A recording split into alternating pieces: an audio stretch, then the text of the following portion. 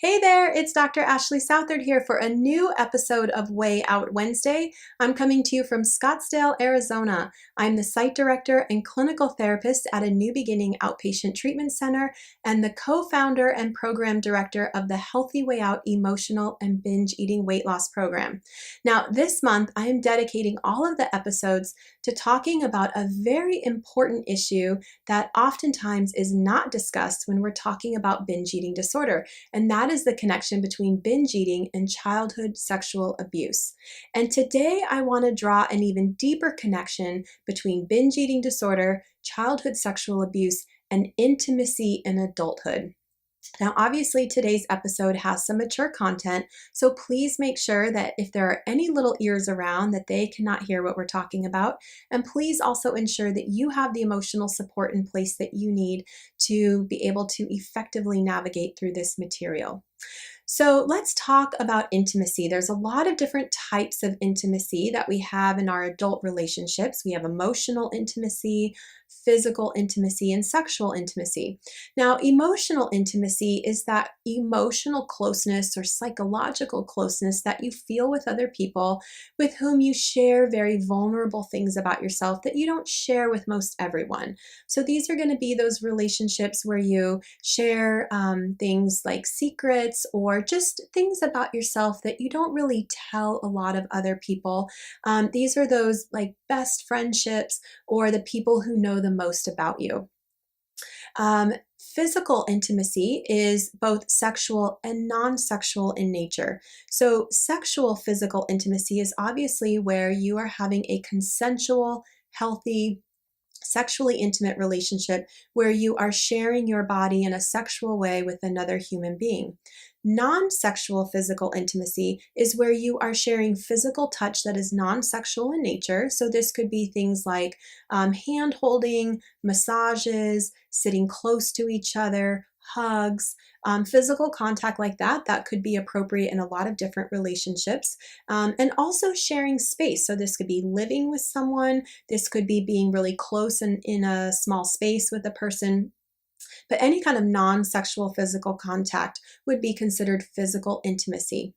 Now, for an adult who has childhood sexual abuse in their past, intimacy can be a really complex and confusing part of their life because abuse taught this person that intimacy is dangerous, right?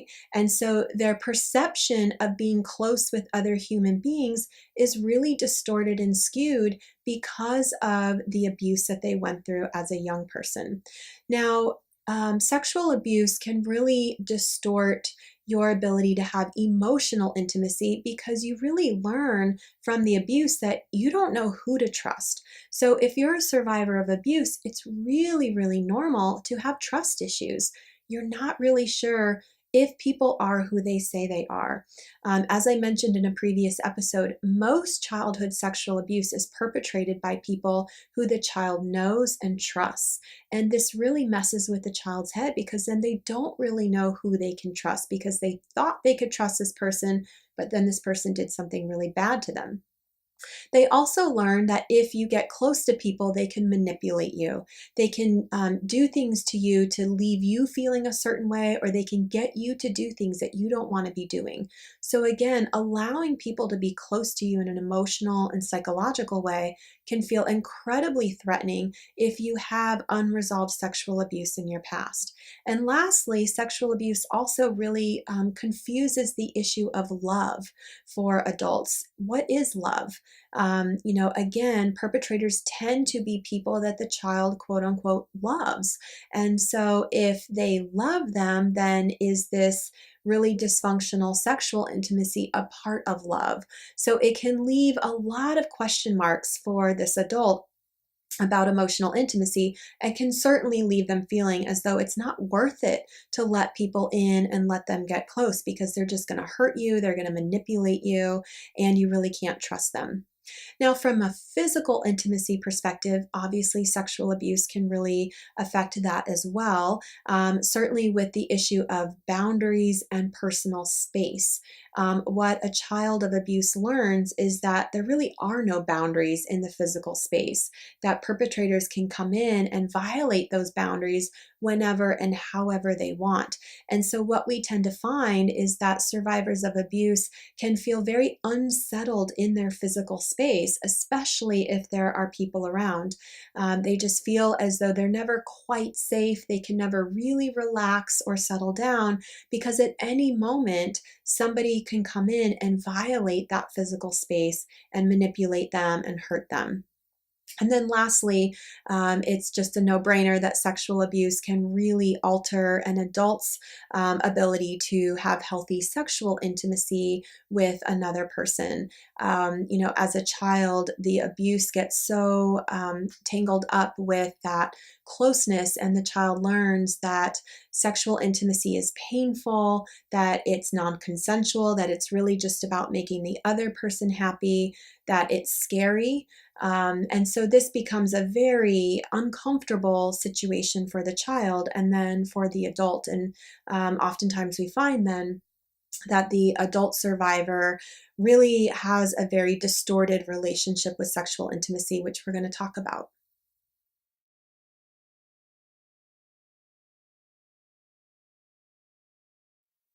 Now, all humans are born with the drive and the desire to have intimate relationships with other human beings. We really like to be with other humans. This is why we couple up. This is why we seek out friendships. This is one of the reasons why we often have children and pursue that sense of community and neighborhood, because we really do like to be around other human beings and feel that closeness and that vulnerable connection. But the problem is for adults who have a history of childhood sexual abuse, they're in a dilemma because they have this hardwired drive and need for human connection and intimacy. And yet, because of the abuse, they have also learned that intimacy is very dangerous. So, what does that do then for this adult who needs intimacy but maybe is very scared of it? Well, it can set into motion a couple of different ways in which this adult may dysfunctionally pursue that intimacy.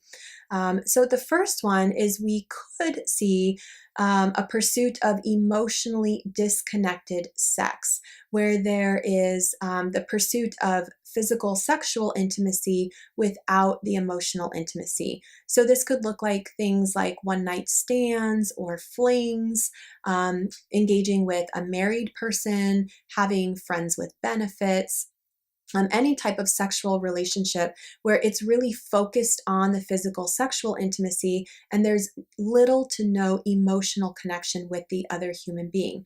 This is a very familiar relationship dynamic for many survivors of sexual abuse who have yet to resolve that past because they are used to being pursued sexually without the healthy emotional intimacy. And that's what gets reenacted in this pursuit of emotionally disconnected sex.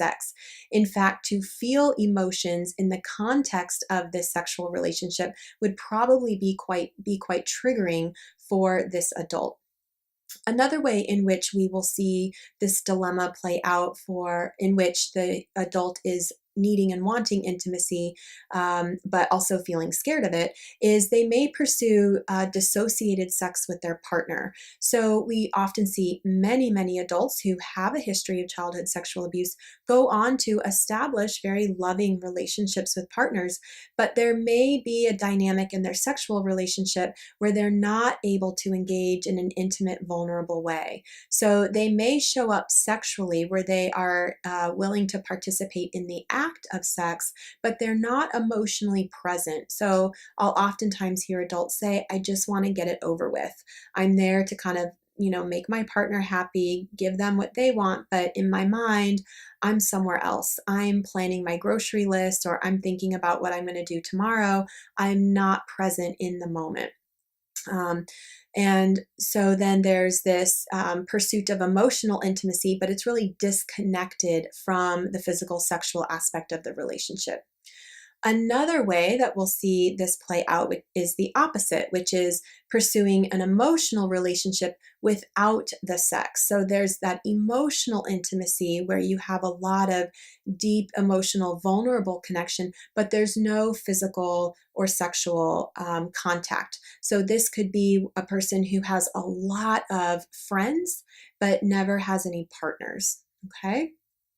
And then the other way that we'll see this play out is just an avoidance of intimacy altogether. So these will be the people who don't pursue emotionally intimate relationships and also don't pursue physically intimate relationships. And what that will look like is they will often have a lot of people in their life, but they will be very superficial relationships where nobody really knows this person all that well. And there's certainly no physical, sexual, or non sexual contact because that would feel too scary. So there's just an avoidance of intimacy altogether. Now, the problem with all four of these approaches is that it can really leave this adult feeling quite lonely and disconnected from the people around them. So, just having people around you doesn't mean that you feel connected to them. And maybe you know what I'm talking about. Perhaps you've been to a party where you're surrounded by people and yet you feel so alone. So, being alone and feeling lonely are two very different things. We can be alone with ourselves and still feel very connected to the people in our lives and not feel lonely. We can also be in a situation where there's a lot of people around us and we feel very lonely because we feel disconnected from them. We don't have that intimacy with them that our human brain craves and needs for our survival. So, this is oftentimes where the binge eating disorder can step in for some people who are struggling with these intimacy issues related to their sexual abuse past.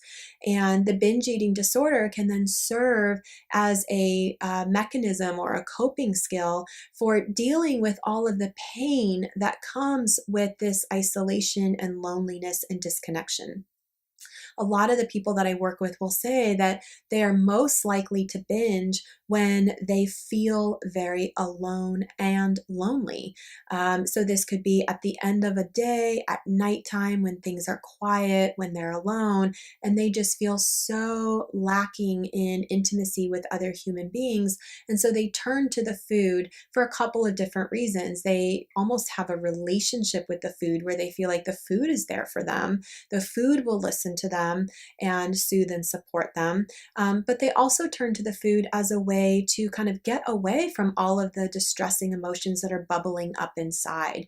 You can focus on eating, you can focus on the ritual surrounding your eating. Maybe you're watching a show or listening to something or doing something while you're eating, and it becomes a distraction to pull your attention away from all this pain that's bubbling up around the lack of intimacy. So the binge eating disorder serves a very powerful role in helping people cope with the intimacy difficulties that they may have as a result of the unresolved childhood sexual abuse from their past. So you can start to see how this becomes kind of a triangle where each point of the triangle affects the other points.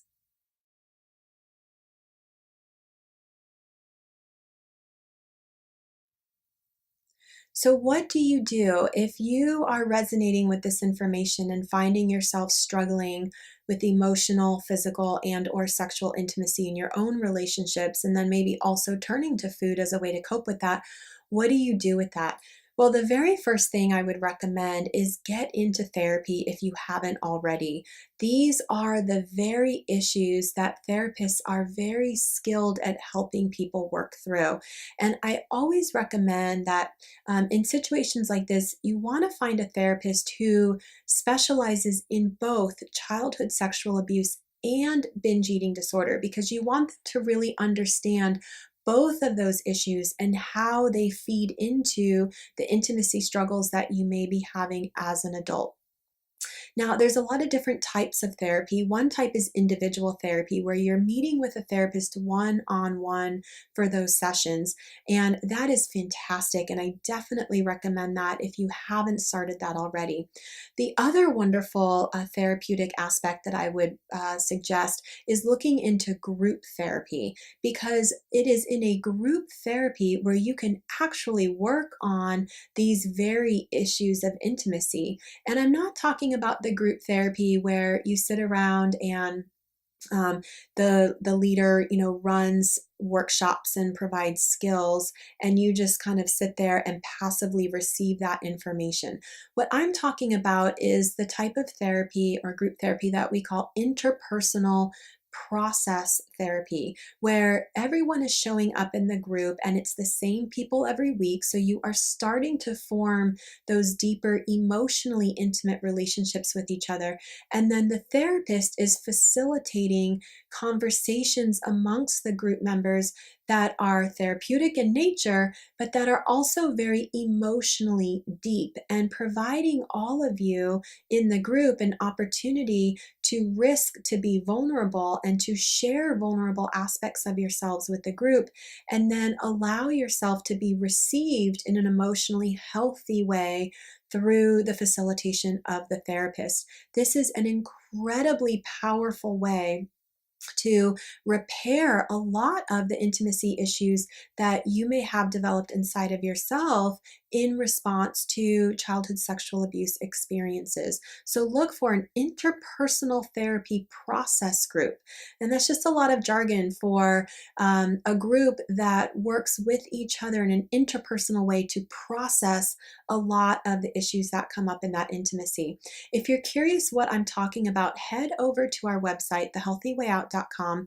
There is a video on there by our program's other co-founder, Dr. Julie, where she describes our interpersonal therapy process group that she actually runs for the alum of our binge and emotional eating program. And it is an incredibly powerful experience. And it's actually a very key component to so many of our participants changing, because they really, for the first time in their lives, have the opportunity to practice in real time, right there in the room, working through a lot of their intimacy fears and struggles. So if you're curious what I'm talking about, head over to our website, check out that video, or you can watch it on our YouTube channel and learn a little bit more about the type of group that we're talking about, okay? So in addition to therapy, what I also would encourage you to do is really evaluate the relationships that you already have in your life, and then the relationships that you would like to bring into your life. So first thing I want you to do is really take an inventory of who is in your life, and are they able to meet some of these intimacy needs that you have. Find out if these are people who are really healthy and who are really able to be there for you in a healthy way. Or are these relationships that are more superficial in nature? Maybe they're one-sided in nature, so it's all about the other person and never about you. Or are they abusive in nature? If they're superficial, one-sided, or abusive, they may not really be able to meet those healthy intimacy needs that you have. And we don't want you turning to those relationships to try to get healthy needs met, because they may not be able to meet them. So really take inventory of your relationships, identify which ones have some health to them and could really be taken to the next level and help you, work through some of your intimacy struggles, and then evaluate the ones that aren't very healthy, and just know that those are not the ones that you want to be turning to for some of that deeper support as you work through these issues. Then related to that, I want you to evaluate what types of relationships do you want to work on bringing into your life. Are you someone who really wants to expand your friendship base with people who can have that emotionally intimate, vulnerable relationship with you? And if so, then you want to start looking for those people, and you also want to look within and make sure that you are able to go to those deeper levels in those friendships. Also, evaluate if your relationships are able to meet your physical, sexual, and non sexual intimacy needs. And if the answer is no, then who would you like to bring into your life? Would you like a healthy partner if you don't have one already? And if so, how can you go about starting to find those people?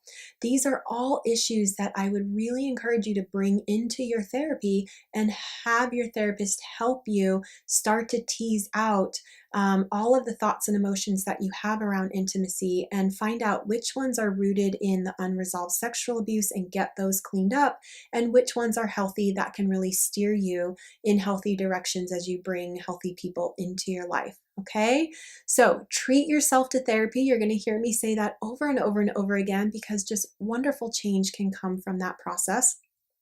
And then take a good hard look at the relationships that you currently have and the relationships that you want to have, and see where you can start to get some of those intimacy needs met. Because as humans, we all have the needs, we all need them to be met. You deserve it. Okay? All right. Next week, I'm going to dedicate the entire episode to diving a little bit deeper into how you can actually resolve a lot of the issues that may have been created inside of you as a result of the sexual abuse. So we're going to end on a very hopeful note, and certainly let you know how you can get out of this, because you do not have to spend your life a victim of abuse. Instead, I want you to be an empowered survivor who goes on to create the healthiest, happiest, most fulfilling life for yourself. You deserve nothing less. Okay, have an awesome week. I'll see you back here next week. Bye-bye.